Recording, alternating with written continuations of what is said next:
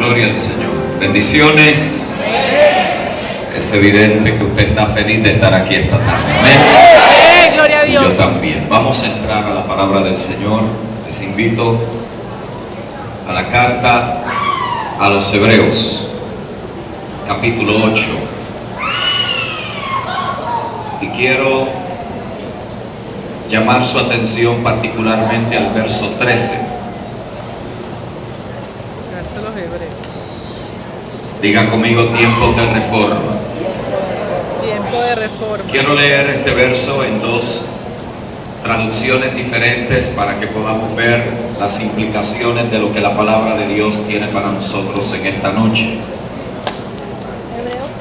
Verso 13 del capítulo 8 de la carta a los Hebreos. 13:8.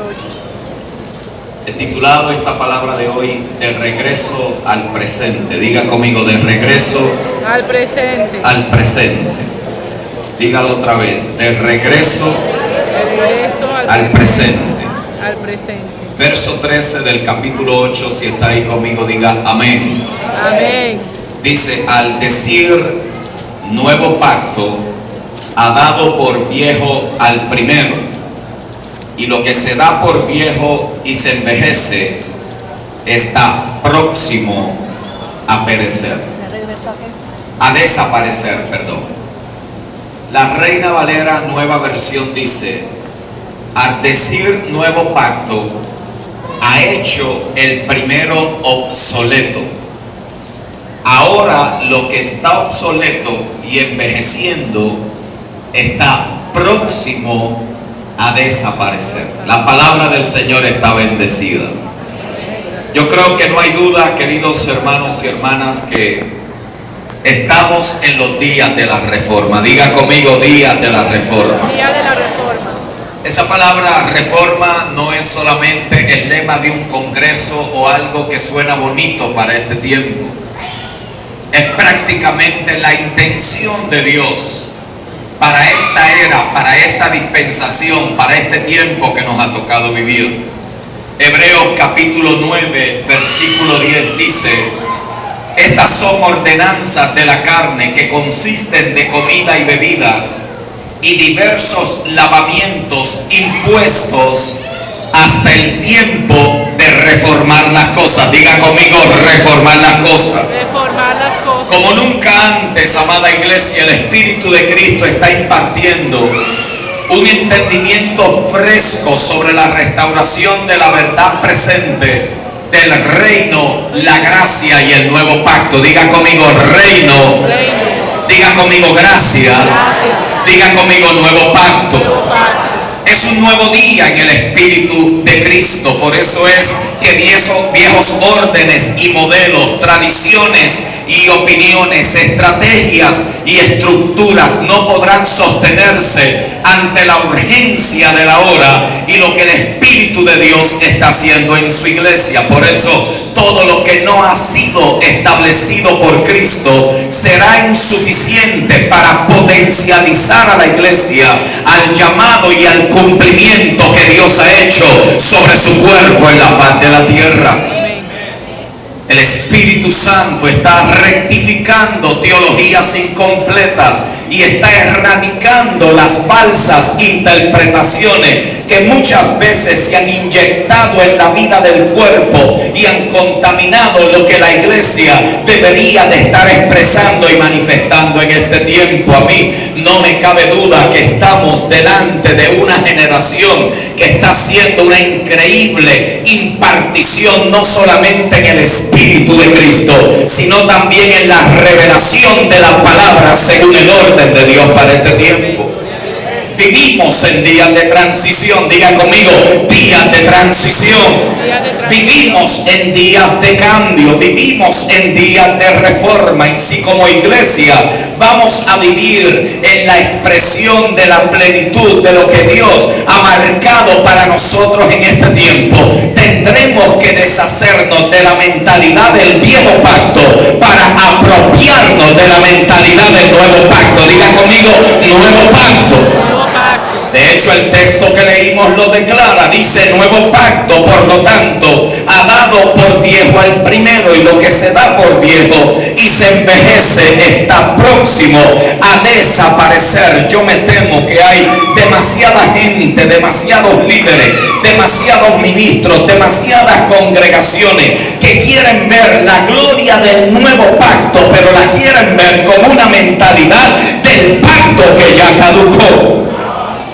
Y eso no trabaja de esa manera, porque el primer pacto fue un orden que preparó el camino para la gloria que sería revelada en nuestro Señor Jesucristo. Por eso es que usted lee en Hebreos capítulo 10 verso 1, la palabra del Señor establece: porque la ley, por favor, préstale atención a algunas de esas palabras. Dice: porque la ley, teniendo la sombra de los bienes venideros. Diga conmigo: sombra de bienes venideros.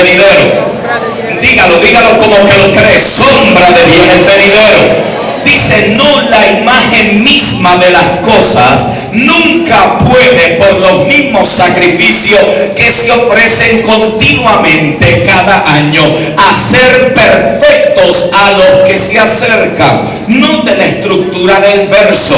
Primero nos está diciendo que la ley, que era el pacto sobre el cual se selló el antiguo pacto, el antiguo convenio, dice que era una sombra. Diga conmigo: sombra.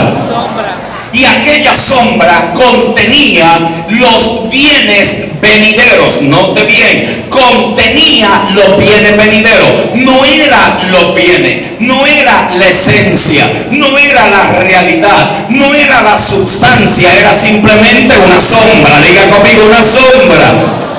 Y dice que aquella sombra no podía, por más que ellos quisieran, por más que ellos intentaran, por más que ellos lo desearan, dice que no podía hacer perfectos a los que por aquel culto vivían. Me interesa mucho la palabra sombra, porque en ese verso particularmente significa una expresión simbólica, imperfecta. Es una imagen oscura de algo. Para los griegos significaba algo vano, vacío, libriano, no sólido. La sombra en realidad limita y distorsiona el tamaño de lo que está tratando de representar. Aquí hay sombra, note bien. Esta sombra no me está representando a mí en la esencia de quien yo soy. Usted no puede definir qué color son mis ojos, no puede definir por mi sombra cuál es mi altura, no puede definir cuál es mi peso.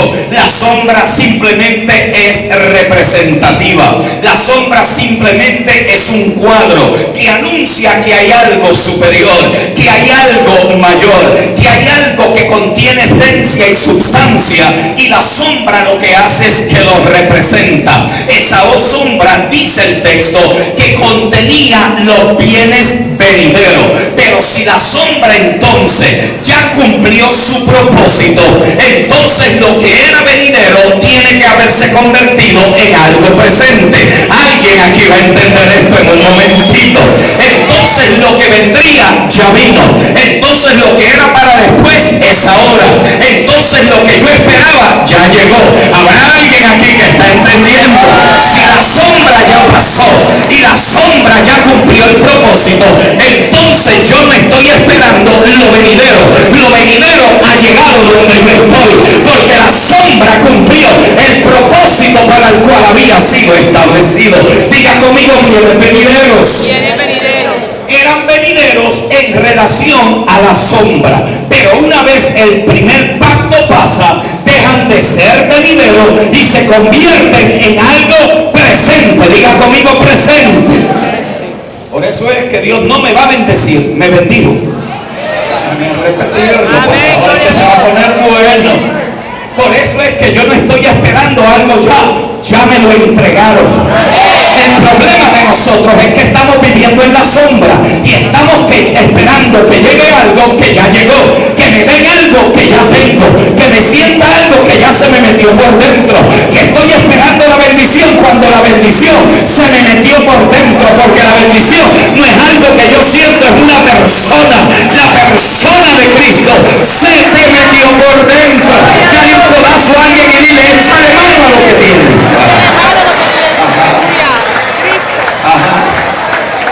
eso es que la bendición, la autoridad, el poder, la gloria de un futuro glorioso para los que caminan y viven en la realidad de un nuevo y mejor pacto no está en el presente, no está en el futuro, mejor dicho, está en el presente. Amén.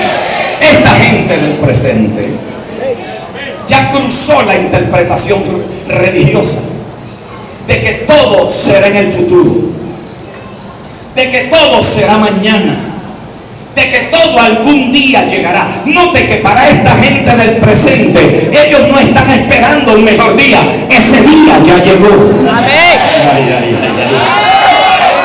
Ese día ya llegó. Esta gente no está esperando la nueva Jerusalén. La nueva Jerusalén ya ellos están en ella. Porque no es la Jerusalén de Israel, es la nueva Jerusalén celestial, en la cual usted y yo somos parte de los primogénitos y hemos entrado a ese orden espiritual del cual nada ni nadie nos puede sacar del lugar donde Dios te estableció. Ese nuevo orden no está esperando el gozo del futuro, ya ellos lo tienen en el presente. No están esperando la eternidad para reinar, ahora reinan en vida con Cristo el Señor. Ellos no están esperando la gloria para adorar, son adoradores en espíritu y en verdad. Para esta gente Dios no está en el futuro, Él vive en un eterno presente. Dios vive en el eterno presente. Por eso es que tu pasado está en el ahora de Dios, por eso es que tu futuro está en el ahora de Dios. Por eso el diablo no te puede condenar de lo que hacía y tampoco te debe de poner ansioso de lo que viene, porque tú estás en el ahora de Dios, y en el ahora de Dios nada ni nadie se le escapa de lo que Dios ha declarado para ti. Por eso para Dios lo que no ha pasado ya para Él pasó, y lo que pasó como si nunca hubiera pasado. Eclesiastés, el hombre más sabio, lo dice de esta manera: aquello que fue ya es, y lo que ha de ser fue ya, y Dios restaura lo que pasó. Alguien aquí va a entender hoy que usted no está esperando el mejor día, este es el mejor día que Dios ha declarado sobre tu vida.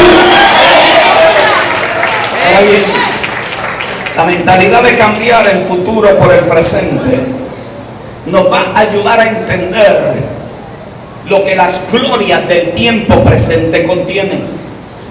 Por eso es que una iglesia reformada, por eso es que un líder reformado, por eso es que una congregación que ha sido reformada a la verdad presente siempre tendrá una mentalidad establecida en lo que se le ha conferido como derecho de herencia y no algo que ellos tienen que trabajar para ganárselo. Amén. Repetirlo otra vez, porque muchos de ustedes están orando para que Dios los bendiga, y yo no oro para que Dios me bendiga, yo oro porque Dios me ha bendecido. Déjenme repetirlo otra vez. Muchos de ustedes diezman para que Dios los bendiga, yo no diezmo para que Dios me bendiga, yo diezmo porque Dios me ha bendecido. Muchos de ustedes vienen a adorar, a levantar sus manos a ver si Dios en ese día se le ocurre bendecirle. Yo no vengo a adorar para que Dios me bendiga, yo vengo a adorar porque Dios me ha bendecido. Yo no vengo al culto a servir a Dios para que Dios me bendiga de todo el esfuerzo que yo estoy haciendo. Por eso muchos de ustedes parece que le están pagando a Dios como si le pudieran llegar a pagar el sacrificio de la cruz. Yo no le sirvo a Dios para que Él me bendiga, yo le sirvo a Dios porque Él me ha bendecido. Alguien aquí tiene que cambiar esta mentalidad del futuro por la mentalidad del presente. Cuando usted entiende esta dinámica, puede interpretar correctamente la Escritura.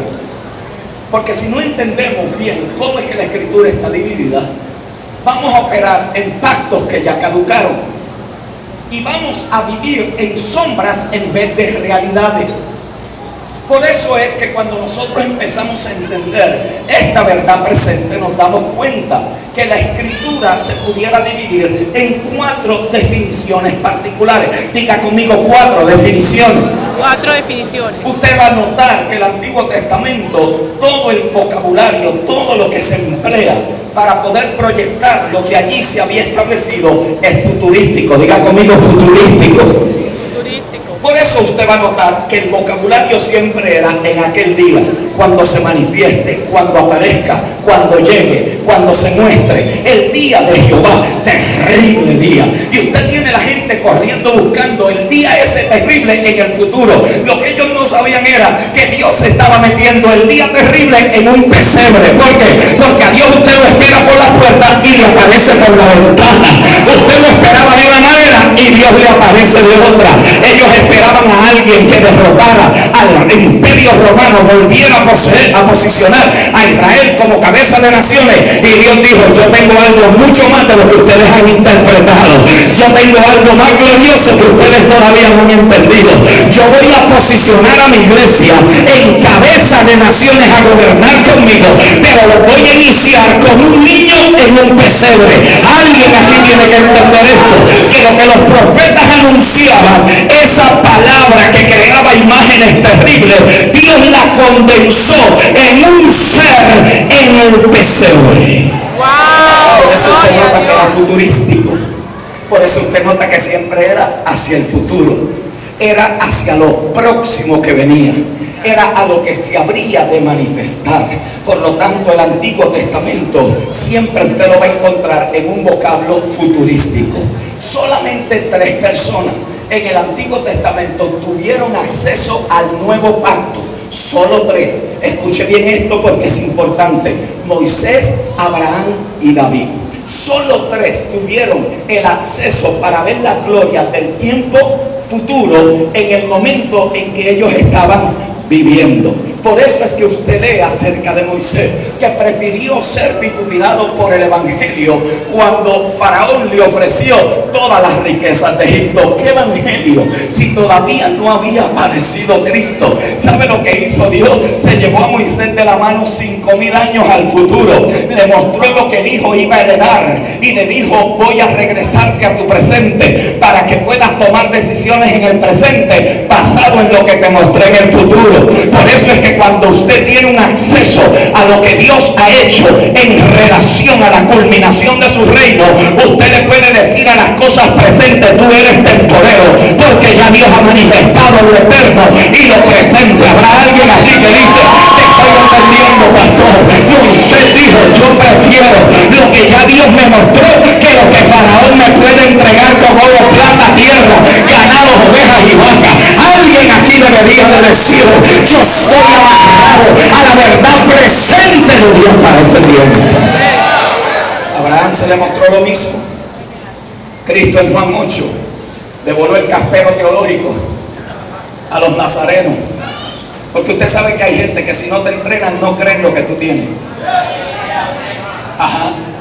Hay gente que piensa que ellos son los que te autorizan en el reino.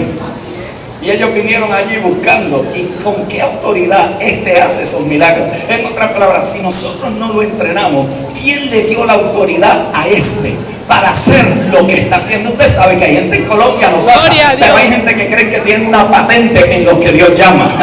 Usted sabe cómo es eso. Hay gente que piensa que Dios tiene que hacer un comité con ellos para llamarte a ti. A Dios no tiene que hacer un comité para llamar a nadie. Alguien aquí tiene que entender que cuando Dios te va a llamar, te llama por gracia, te separa por gracia.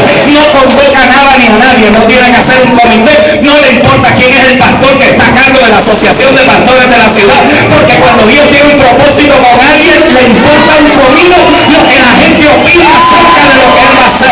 Por eso cuando Dios va a levantar a una persona, la levanta y no tiene que consultarle a nadie.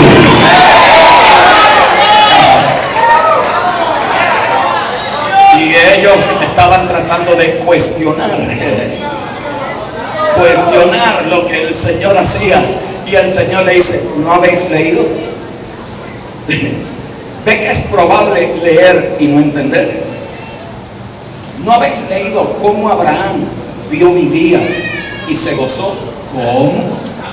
Si tú no tienes ni 50 años, ¿cómo es que Abraham? Note que Cristo tiene una habilidad impresionante para desinflar a los teólogos. ¿Cómo tú dices que tienes 50 años, que no tienes ni 50 años, y Abraham vio tu día?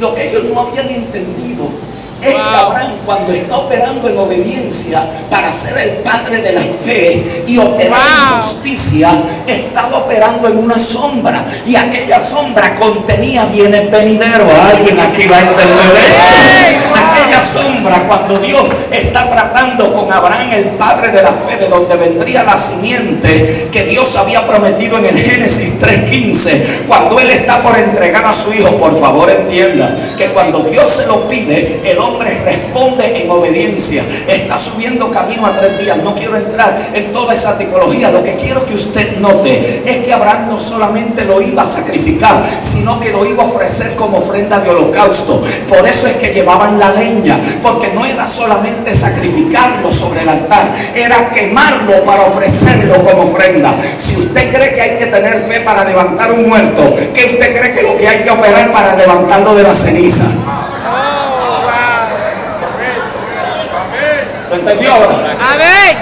Cuando está por entregarlo, una voz le habla y le dice: no lo haga. Dios se proveyó sacrificio. ¿Qué pasó allí entonces?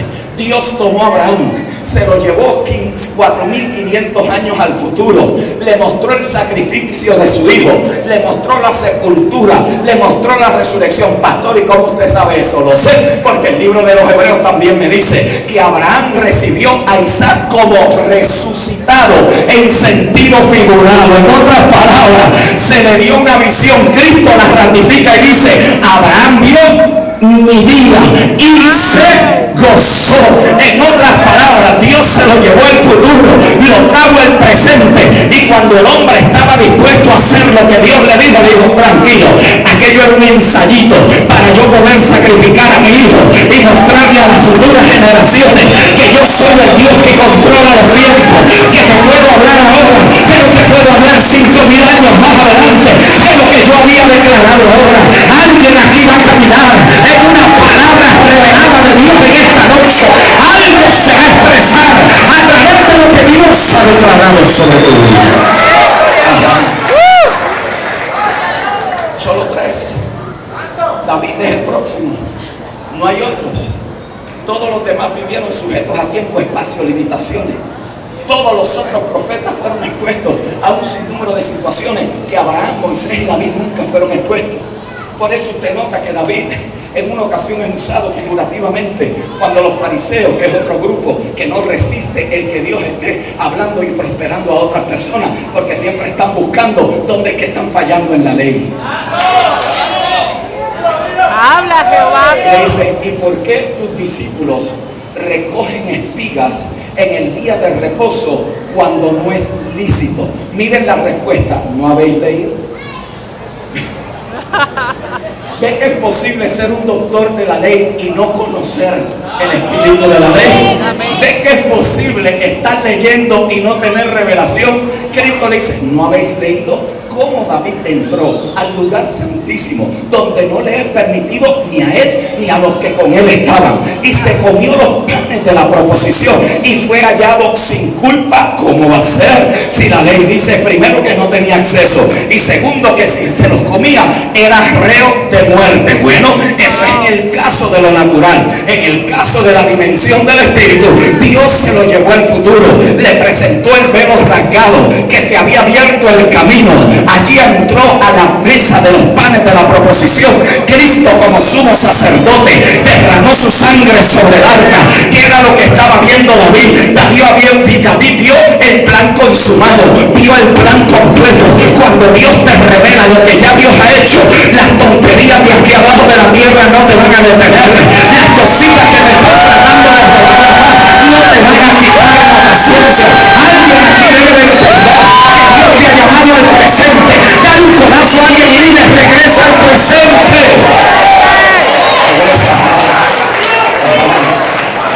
Regresa al presente.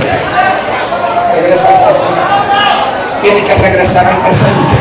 La religión te va a tener en uno de dos extremos, en el futuro o en el pasado. El pasado te condena y el futuro te causa ansiedad. Por eso muchos de ustedes hay que estarlos moviendo como el Ford 56, dándole pompa. El Señor te va a bendecir, el Señor te va a bendecir, el Señor tiene que dar para que Dios te bendiga. ¿Por qué? Porque no estás en la verdad presente.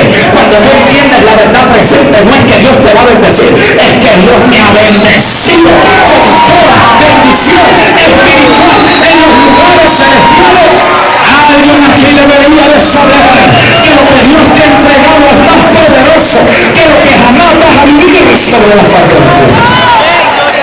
Aleluya. Pero yo no estoy detrás de predicadores buscando que me bendigan, sino que activen. Que activen lo que está en mí. Que despierten la realidad que tengo por dentro. Yo no necesito la unción de otro cuando tengo la unción por dentro. Alguien aquí debería de decir: te entiendo, pastor, te entiendo. Tú eres más poderoso de lo que crees, tú eres más glorioso de lo que crees, tú eres heredero, tú eres alguien que tiene derecho legal en este reino. Tú no eres un creyente de segunda categoría, tú eres un creyente de alta categoría. Tú tienes derecho legal en este reino. Alguien aquí debe de entender que tú tienes derecho de herencia y no tienes que estar viviendo por la promesa, porque la promesa ya en Cristo se ha hecho un presente. Diga conmigo: presente. Por eso es que el Antiguo Testamento se presenta en diferentes formas, conceptos y modelos. Era manera de sombra, tipo y símbolo. Diga conmigo: sombra, tipo y símbolo. Me explico. El orden sacerdotal era la sombra del sacerdocio de Cristo y su iglesia. ¿Por qué? Porque aquel orden era natural. Diga conmigo: natural. Y lo natural estaba representando la realidad espiritual. Por eso es que yo no entiendo a los creyentes que dicen: yo soy de la tribu de Leví.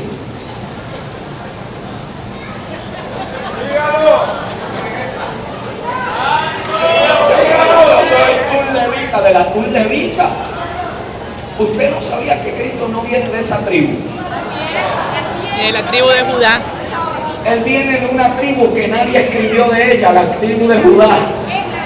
¿Sabe por qué? Porque Dios no iba a relacionar su nueva creación a una creación que ya había caducado. Por eso es que usted no debe de anhelar ser como un israelita. Usted debe de anhelar ser conforme al nuevo hombre creado en Cristo Jesús, Señor nuestro, que ni judío, ni gentil, ni esclavo, ni libre, ni hombre, ni mujer. Alguien aquí debería de estar más contento, porque la bendición tuya no está amarrada a lo que un judío hace, sino a lo que el real sacerdote Cristo el Señor hizo por nosotros. El orden sacerdotal era una representación. Yo sé que en Colombia aquí no pasa, pero en otros lugares donde yo he estado, ustedes han visto la gente, se ponen las vestiduras de Aarón, se ponen la mitra, se ponen toda la túnica, se ven y se ponen ahí. Yo lo hice también un día. Llevamos el arca. Usted sabe cómo es la cosa esta. Y la gente: ¡uy, la presencia de Dios va ahí! ¡Uy, la presencia de Dios! Y cuando pasó esa madera por ahí, yo sentí la presencia de Dios, sin saber que el arca se le metió por dentro, sin saber que la presencia ahora no está afuera, que la presencia se te metió por dentro. Tú eres el tabernáculo de Dios en las generaciones presentes. Tú eres el que carga la presencia de Dios en Cartagena. Tú eres el que posee la gloria de Dios contenida en ese vaso de barro, para que la excelencia sea Dios. ¡Gloria a Dios! Pero como no hemos sido reformados,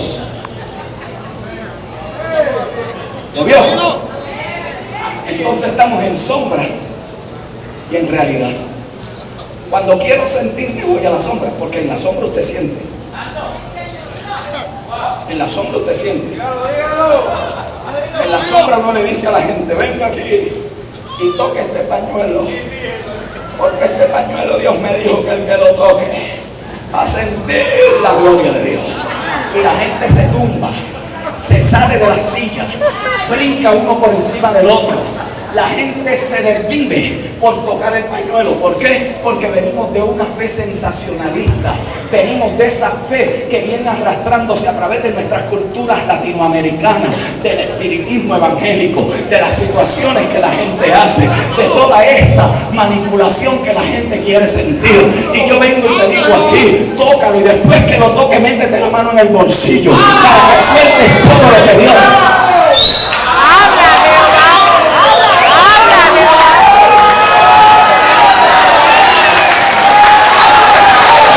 Diga conmigo reforma, diga conmigo reforma. Pero si yo le enseño la verdad presente, entonces le digo, usted no tiene que tocar esto para sentir a Dios, porque Dios se te metió por dentro. La gente se queda así,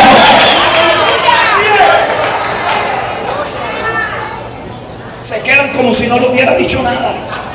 ¿Por qué? Porque lo que están buscando es sensación. Y hay varios predicadores que son expertos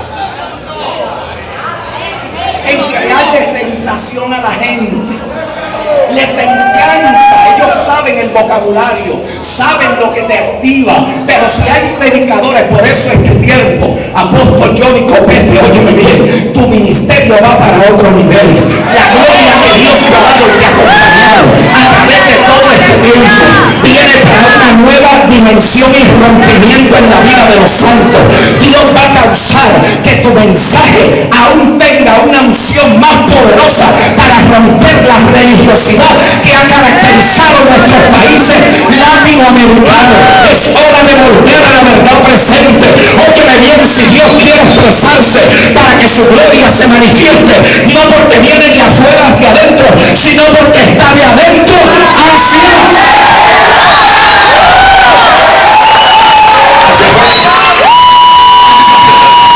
diga conmigo, la gloria está aquí. Cristo en nosotros, la esperanza de Gloria. Aleluya. ¿qué dice? Entonces, quiere decir que cuando nos reunimos, entonces es más poderoso, seguro es más poderoso, por este simple hecho de que cada uno contiene una medida. Por eso es que hay que cambiar esta ecuación del espectáculo evangélico a la activación del cuerpo. Por eso es que hay que cambiar esta reforma. Tiene que regresarle el ministerio a los santos y no dejarlo en 2 o 3 ungidos, sino que sean cada uno de los santos. ¿O acaso eso no es lo que dice Efesios 4:11? Y ahí nos constituyó Dios apóstoles, profetas, evangelistas, pastores y maestros, para que explotaran a los santos en la obra del ministerio, no para que le sacaran el último peso a los santos cada vez que se reúnen, no para que le enseñaran a los santos cómo sentirse bien y predicarle mensajitos de motivación, no para que perfeccionaran, catarizo del griego, colocar en el lugar correcto, para que ese edificio espiritual se vaya construyendo y desde ese edificio espiritual haya sacrificios espirituales que traigan gloria, honra, alabanza y bendición a Dios.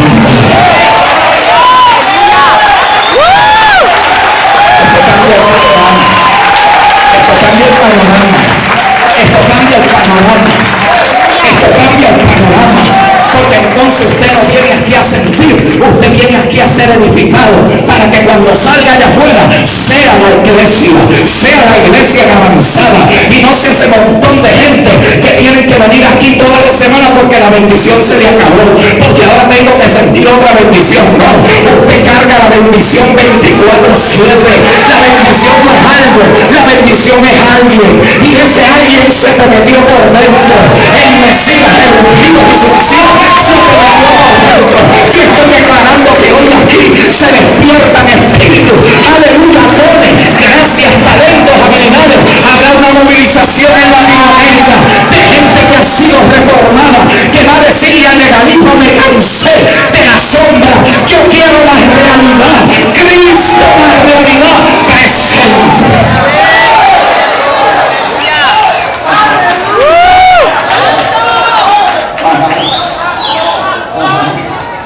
Diga conmigo: ya me cansé de la sombra. Ya me cansé de la sombra. Eso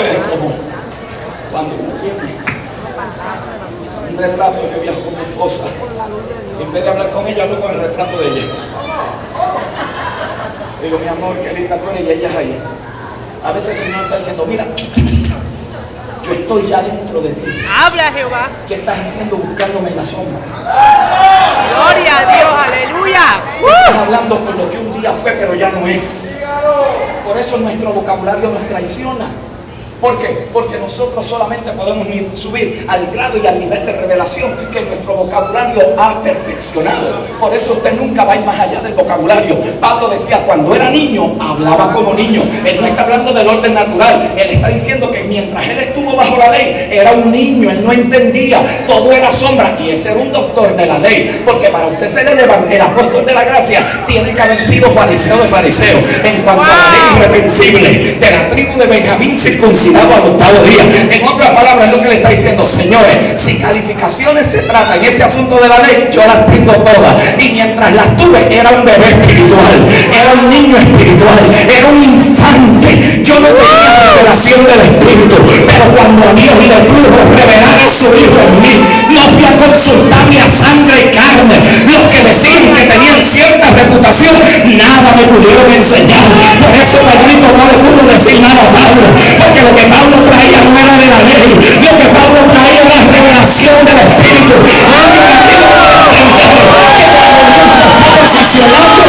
puedes ir a consultar como un legalista.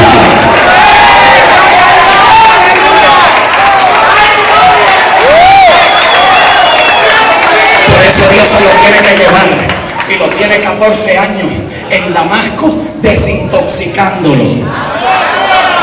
Gloria a Dios. Sacándole todo aquel fariseísmo, todo aquel legalismo, todo aquel celo, pero sin vida, toda aquella ley, pero sin vida. Por eso cuando escribe 1 de Corintios 3, habla del ministerio de la muerte y condenación, y dice que todo el que ministra bajo esa sombra, lo que está impartiendo es muerte. Por eso toda legalista siempre estará necesitado de algo. ¿Por qué? Porque nunca sabe si ha llegado, no sabe si 3 días de ayuno es suficiente, no sabe si 1 hora de oración es lo suficiente, él no sabe si cuántas vigilias que va a causar la bendición de Dios. Pero cuando usted pasa de esa sombra y se mete adentro de la realidad, usted sabe que está caminando con la realidad por dentro. Usted sabe que lo que posee es el dunamis de Dios, porque el reino de los cielos no consiste en comida y en bebida, sino en amor, en gozo, en justicia, en paz, en el dunamis de Dios que está reventando dentro de ti. Yo estoy declarando que se activan dones espirituales. Cartagena conocerá a una iglesia reformada que ha salido del pecado de Jesús.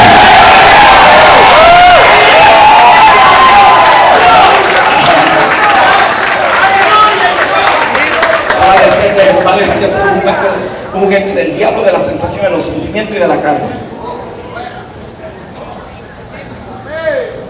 Ya conmigo, reforma. Reforma. Reforma. Reforma. Y estamos en introducción. Wow. Todavía. Sombra. Usted tiene que decidir dónde quiere estar, en la sombra o en la sustancia. Por lo tanto, nuestro vocabulario tiene que perfeccionarse. Por eso Pablo en 1 Corintios dice, no tomo en poco las palabras. ¿Por qué? Porque las palabras crean imágenes, las imágenes crean comportamientos, y los comportamientos establecen conductas repetitivas.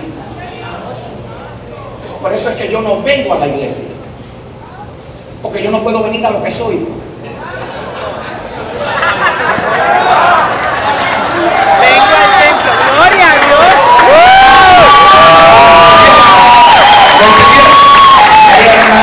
Vamos para la iglesia, porque yo voy a hablar ahora. Usted sabe que el Salmo dice, yo me alegré con los que me decían, a la casa de Jehová. El Salmo es lindísimo, pero no aplica a usted. ¿Por qué? Porque ellos tenían que ir a buscar a Dios, porque Dios todavía estaba por fuera. Por lo tanto, yo me alegro con los que me dicen, vamos a buscar a Dios porque está allá. Pero con esa gente yo no quiero caminar más, porque yo quiero que el que camine conmigo ahora esté en la misma comunión, esté en la íntima comunión. ¿Por qué? Porque ahora Dios no está en un templo, yo soy un templo. Ahora Dios no está bendiciendo en un altar, yo soy el altar. Ahora Dios no me está bendiciendo de afuera, Dios me está bendiciendo desde adentro. Alguien aquí debe entender que tu vocabulario tiene que ser perfeccionado. ¿No ve la diferencia? Yo voy para el altar para que Dios me bendiga. Pastor, óreme para que Dios me bendiga. ¿Lo ve ahí? ¿Pero qué son? ¿Por qué? Porque venimos con la imagen que los israelitas iban al altar a ofrecer sacrificio. Y allí, si Dios aceptaba el sacrificio, entonces radicaba su pecado. Con el único agravante que el sacrificio que se ofrecía era una sombra. Porque aquel cordero era representativo hasta que apareciera el cordero de Dios que quitaría los pecados del mundo. Entonces aquel cordero no está tratando ahora de que yo lo logre con mi fuerza. No, el cordero garantizó su inversión en mí, se me metió por dentro y a través de su vida y de su espíritu podemos cumplir la perfecta ley que es la del amor. Ay, ay, ay, ay. Ahí es que empieza a apretarse la cosa, porque a nosotros nos encanta todo lo demás, hasta que fulanito se nos pare en un dedo de orden, hasta que las cosas empiezan a salirse de orden. Pero yo he venido a declarar que tú vas a salir de la sombra, porque tú eres un creyente que hereda, tú no eres un creyente de promesa, tú eres un creyente de herencia. Y hay una gran diferencia entre yo esperar que se cumpla la promesa a yo saber que la promesa se cumplió y ahora soy el heredero de lo que ya estoy cumplido. Era promesa mientras el pescador no muriera. Es como cuando tu papá te dice: hijo, cuando yo muera, tú heredas. Y el hijo está toda la vida esperando que el papá se le muera. ¿O no? Porque no tiene derecho legal hasta que el testador muera. Por lo tanto, todo lo que se le ha ofrecido es que una promesa. Pero si el testador murió, dejó de ser promesa y se ha convertido en herencia. Y aquel que es heredero tiene derecho legal. Gloria a Dios, aleluya. Por eso es que nuestro hermano mayor murió. Gloria a Y Dios. ahora somos herederos y coherederos, doble garantía. Para que usted tenga acceso legal al lugar santísimo y no tiene que pasar. Usted sabe que nuestros cánticos nos traicionan. Señor, llévame a tu sacro, al lugar santo, al altar. ¿De dónde está la sombra? Y la gente se siente que está moviéndose en Dios y está dejando todas sus cargas y está dejando todos sus pecados y está dejando todas sus necesidades. Ay, Señor, cuando llevo 20 minutos cantando esto y todavía no siento nada. Señor, por favor, yo quiero sentirlo. Cuando me meto al lugar santísimo, a veces usted va y choca con lo que le pusieron ahí al frente. Por eso es que usted no está de atrás, de atrio y de lugar santo. Usted ahora vive en el lugar santo.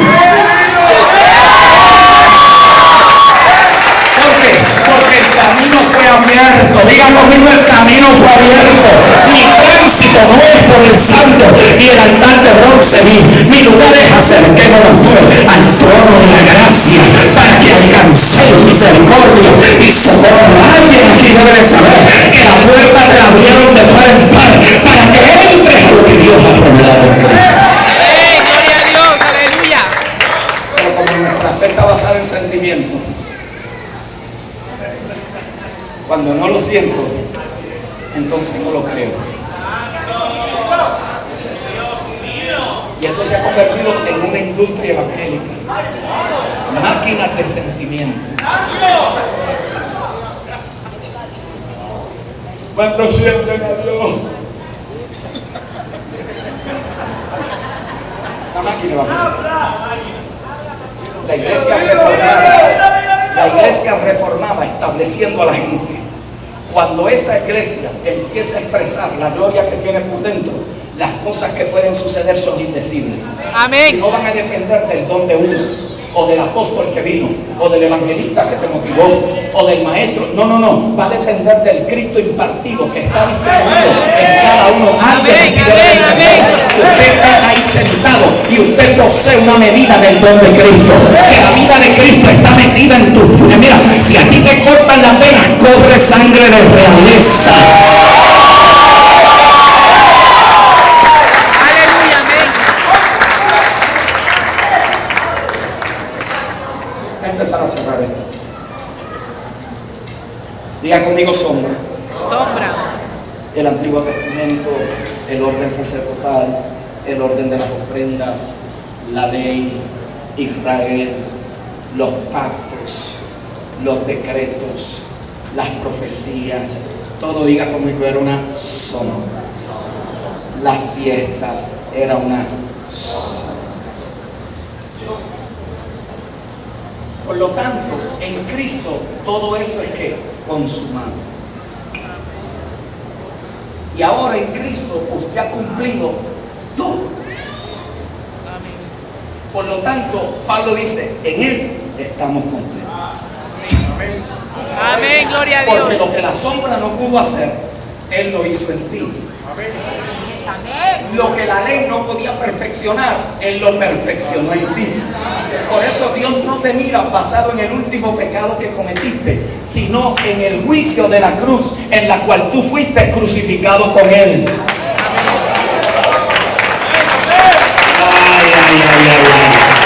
Por eso, hasta que usted no entienda lo que pasó en la cruz, allí nos crucificaron, allí nos sepultaron, allí resucitamos. Usted es una nueva criatura, pastor, y todos estos arranques de la carne que tengo, yo sé de lo que estoy hablando. Esa no es tu verdadera identidad.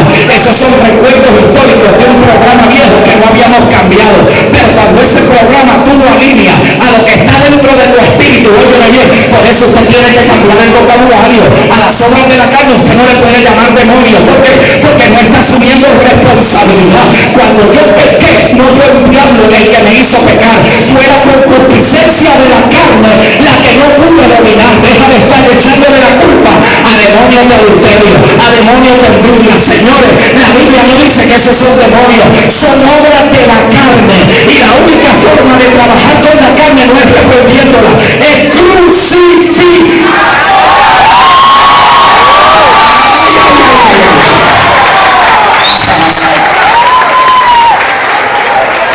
El problema es que mientras yo esté culpando a otro, nunca voy a asumir responsabilidad.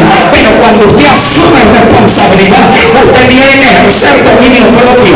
Y cuando ejerce dominio propio, usted activa la vida de Cristo que está en usted. Por eso el que peca ya no peque más, porque tu naturaleza no es de pecador, tu naturaleza es de santo redimido, bautizado en Cristo, lleno de la gloria y de la gracia de Dios. Alguien aquí va a romper con ciclos de pecado, con ciclos de disfunción, porque la vida de Cristo se activa en ti. Gloria a Dios. Ajá. Ay, pastor, ore por mí, que un diablo me está tratando de destruir un matrimonio. ¿El diablo o tu orgullo?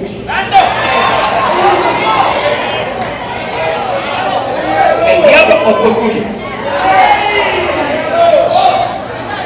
¿Lo ves? Pero porque es tan fácil echarle la... No, es que es ella. Venga mañana, porque mañana va a estar bueno. Ajá. ¿Me explico? Por eso a los creyentes del Nuevo Testamento, usted nunca va a notar a Pablo orando, reprendiendo diablo. Nunca. Véala, 14 oraciones apostólicas. A los creyentes evangélicos usted le quita el diablo de sus oraciones y no saben qué decir. Pruébelo en la iglesia, pastores, pruébelo. Hermano, va a orar y no puede mencionar al diablo. Se le acabó la teología, porque la teología de ellos está basada en demonios y no en dominio. Está basada en diablo y no en resurrección. Está basada en la carne y no en el espíritu. Quítale el diablo para que pruebe. Es la última oración. Empiezan a escopetear. ¿Por qué? Porque no hay revelación del nuevo pacto. Por lo tanto, hay que orar de lo que está afuera. ¿Sabe cómo Pablo trajo esto? Llega a una ciudad, una muchacha con espíritu de adivinación, 3 días. El tipo ni se inmutó. Nosotros para reprender una sombra necesitamos el ministerio de mujeres en la casa, imagínense. Para una sombra. Pastor, usted puede ir a la casa porque te escucho por la noche como que hay unos ruidos raros. Y fíjese, pastor, que yo vengo de una familia donde todos eran espiritistas. No vaya a ser que un espíritu de eso brincó la cruz. Oh my God.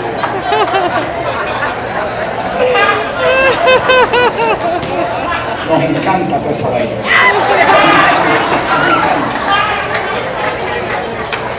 Y yo no sé, pastor, yo estoy durmiendo a veces y me mueven la cama, pastor, ¿qué será eso?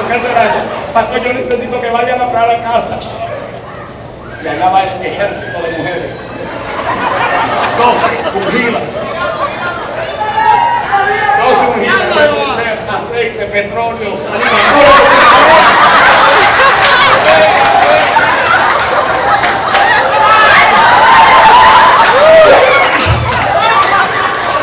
¿Cómo se siente, hermanito? Bien. Porque yo necesitaba que usted viniera al año, pastor. Ahora me está moviendo la silla. No, hermano, Pablo estuvo 3 días con la molestia ahí, a la que se hartó de esa molestia, dijo, sal de ella, porque usted no está jugando con estos asuntitos, usted está ejerciendo autoridad del rey. Los reyes no piden favores, los reyes no están diciendo por favor, si te parece bien te van, no, usted es el que está legal y el otro es el que está ilegal. Por lo tanto, si usted está ilegal, usted tiene que tomar autoridad en lo que Dios le ha declarado.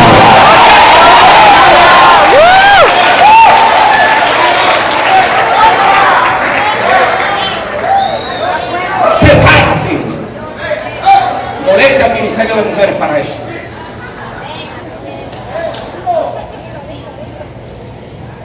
Lo mismo que tiene el pastor, el apóstol, el profeta, evangelista, el maestro, es lo mismo que usted tiene con él. Este asunto de que acá están los ungidos y allá están los menos ungidos es sombra. Eso es antiguo pacto. La única diferencia entre los que estamos aquí y los que están allá es que hoy nos tocó a nosotros, pero mañana puede ser usted.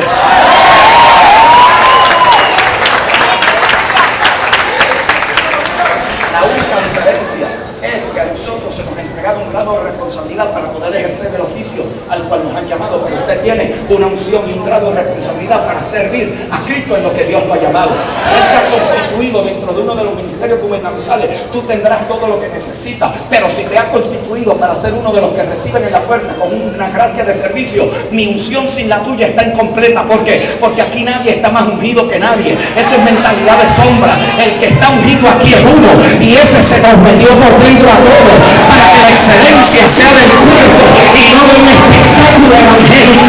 Alguien aquí debe entender que aquí el que se merece la gloria, el honor, la alabanza, la protección, el reconocimiento es el Rey soberano.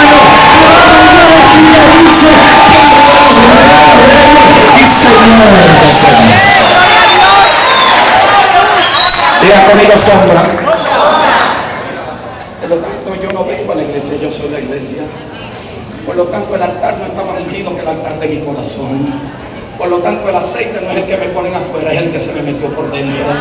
Por lo tanto, no es lo que espero, es lo que tengo. Por lo tanto, no es lo que siento, es lo que soy. Y cuando lo siento, gloria a Dios. Y cuando no lo siento, no cambia ni una gota de lo que ya yo soy en Cristo. Alguien aquí no debe entender que a usted le han dado todo lo que jamás va a necesitar para ser un creyente del presente. ¡Hey! ¡Gloria a Dios! ¿Me explico? ¡Aleluya! Y ahora sí que termino. En la escritura, diga conmigo, hay una progresión. Esa progresión se maneja a través del principio de la simiente. La simiente es el principio gobernante de toda la escritura. De hecho, es la primera promesa que Dios establece en el Génesis, que de la mujer vendría ¿quién? La simiente, que haría que destruiría, ¿cierto? Por lo tanto, desde el Génesis, diga conmigo Génesis. Génesis está dividido en 2 partes, capítulo 1 y 2 y capítulo 3 en adelante. Si su teología es después del capítulo 3, usted siempre va a terminar como un hombre necesitado. Si su teología comienza en el capítulo 1 y 2, usted va a terminar como un hombre gobernante. ¿Por qué? Porque antes de que el pecado entrara, ya Dios había establecido cuál era el destino del hombre. De hecho, Pablo se va un poquito más atrás y nos dice que aquello que pasó en el Génesis ya había sido concebido desde antes de la fundación del mundo. Por lo tanto, lo que el Génesis hace es que saca de la mente de Dios lo que Dios había siempre querido y lo pone allí y le pone un ídolo. Por eso es que la redención no es una casualidad ni una emergencia, porque el cordero había sido inmolado desde. Por lo tanto, algo se está manejando allí que Pablo le llama un misterio y que fue contenido a través de toda la generación. Ese misterio se llama la simiente, donde todos lo profetizaron, todos lo anhelaron, todos lo hablaron, pero ninguno había entendido qué era y quién era. Y dice, llegó la simiente, diga, llegó la simiente. Llegó la simiente. La simiente empieza a desarrollarse y la simiente se profetiza. 4.000 años de profecía, 4.000. Vendría el Mesías. Cuando usted nota el Antiguo Testamento, usted puede notar, como dije al principio, que era futurístico. Y ese futuro contenía dos cosas: el Mesías y su reino. Diga conmigo, el Mesías y su reino. Por lo tanto, en el Mesías estaba el reino y el reino contenía el Mesías. Por eso es que cuando Cristo dice que el reino de los cielos se ha acercado, Él se presenta.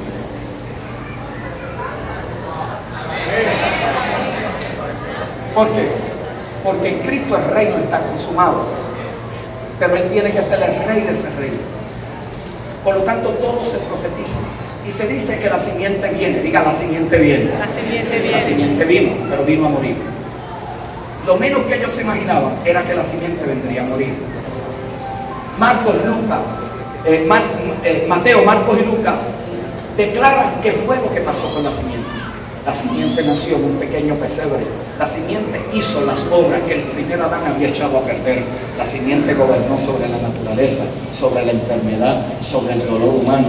La simiente trajo gobierno, trajo orden. Todos los que fueron bendecidos por la presencia de la simiente, su vida fue alterada. La mujer que la ley había desahuciado, Él la sana y la levanta. El hombre que no había podido ver toda su vida siendo un hijo de Abraham, de repente recibe la vista. Aquellos que estaban deseosos y hambrientos de sed de justicia, recibieron una palabra libertadora. Los escribas, los fariseos, los saduceos no pudieron recibir. Aquellos que lo estudiaron no pudieron ver cuando se presentó. La simiente murió. Diga conmigo, la simiente vino. La simiente vino, la simiente muere. El libro de los Hechos nos habla de que la simiente resucitó. Diga conmigo, resucitó. Resucitó. Por eso todo el mensaje de la primera iglesia era que la resurrección. Con un mensaje trastornaron un imperio.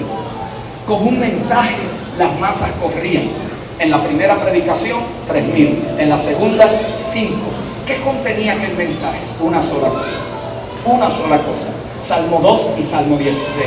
Que aquel Cristo que ellos habían crucificado, Dios lo había hecho Señor y Rey. Por eso es que ellos dicen, ¿y entonces qué haremos? Porque se dieron cuenta que ellos le habían causado el mayor crimen que una nación jamás pueda tomar, que es matar a su propio rey. ¿Qué hacemos? Arrepentidos, cambien de mente, regresen a mí. La simiente resucita. En las epístolas la simiente habla. Los apóstoles nos indican, apóstoles literarios como Pablo, como Pedro, como Santiago, nos dicen que la simiente habla. La simiente estaba expresando su corazón. Por lo tanto, en el Antiguo Testamento la simiente viene. En los evangelios la simiente muere. En el libro de los Hechos la simiente resucita. En las cartas la simiente habla. Pero en el Apocalipsis la simiente reina. Amén. Ojo con esto. Ojo con esto. Porque el libro del Apocalipsis no tiene nada que ver con falso profeta, la bestia y el anticristo. El capítulo 1, verso 1 te dice de qué es el libro. Lo que pasa es que nosotros no leemos, preferimos creerle a otro que lo que el libro dice. Y esta es la revelación de Jesucristo. Amén. Se presenta 68% del libro, son símbolos que ellos entendían del Antiguo Testamento. La idea es darle esperanza. Están huyendo, que se le está dando muerte. Necesitan una palabra de ánimo y de esperanza. Por eso es que para nosotros el libro de Apocalipsis no debe de ser de darnos miedo, sino de darnos esperanza. Que no importa quién esté gobernando, nuestro rey es el que está sentado en el trono. Que no importa quién está persiguiendo, nuestro rey tiene escrito en su músculo, en su mundo, Rey de Reyes y Señor de Señor.